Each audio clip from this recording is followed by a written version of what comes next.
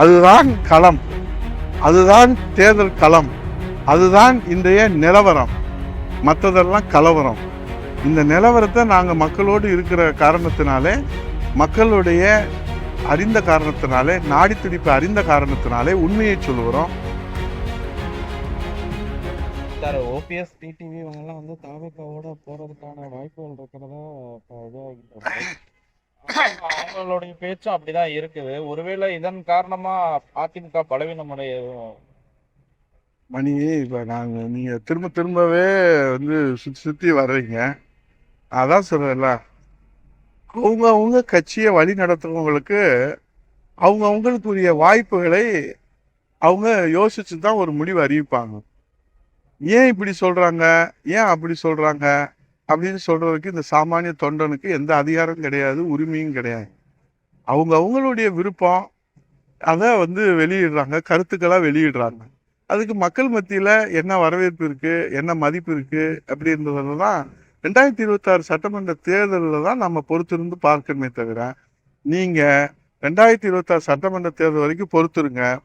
அனைத்து இந்திய அண்ணா திராவிட முன்னேற்ற கழகம் மீண்டும் அம்மாவுடைய ஆட்சியை, மக்களாட்சியை, ஏழைகளின் ஆட்சியை, இரட்டையருடைய ஆட்சியை புரட்சி தமிழர் ஐயா எடப்பாடியாருடைய தலைமையில அமைத்து முதலமைச்சராக 2026 மக்கள் சேவை செய்கிற வாய்ப்பை எடப்பாடியார் அவர்களுக்கு, சாமானியருக்கு, எளியவருக்கு, பண்பாளருக்கு, கருணை உள்ள உண்டவருக்கு, ஏமாத்த தெரியாதவருக்கு, விளம்பரத்தை தேடாதவருக்கு, உழைப்பதை மட்டும் தெரிந்தவருக்கு, கருணை உள்ளம் கொண்டவருக்கு இந்த தமிழ்நாட்டு மக்கள் முதலமைச்சர் பதவியை பரிசாக அளிப்பதற்கு தயாராகி விட்டார்கள்.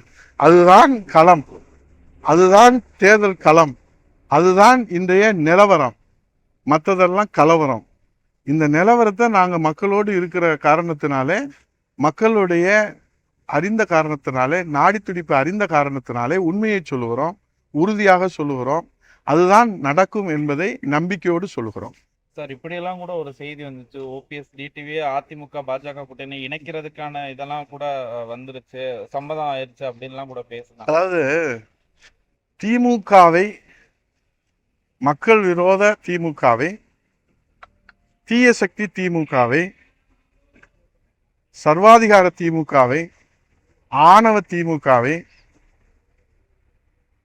வீழ்த்துவதற்கு, இந்த தேர்தல் களத்திலே அவர்களை தோல்வியடைய செய்வதற்கு, மக்கள் நலனை முன்னிறுத்தி இன்றைக்கு புரட்சி தமிழர் ஐயா எடப்பாடியார் அவர்கள் தலைமையிலான மிக வலிமையான கூட்டணி என்டிஏல அமைக்கப்பட்டிருக்கிறது. இந்த என்டிஏ கூட்டணியில தேர்தல் வியூகம் கிருஷ்ண பரமாத்மா அமைத்ததை போல அந்த சக்கராயுத வியூகம் என்பது அவ்வளவு எளிமையாக யாராலும் புரிந்து கொள்ள முடியாது. ஆனால் எதிரியை அது வீழ்த்தும்.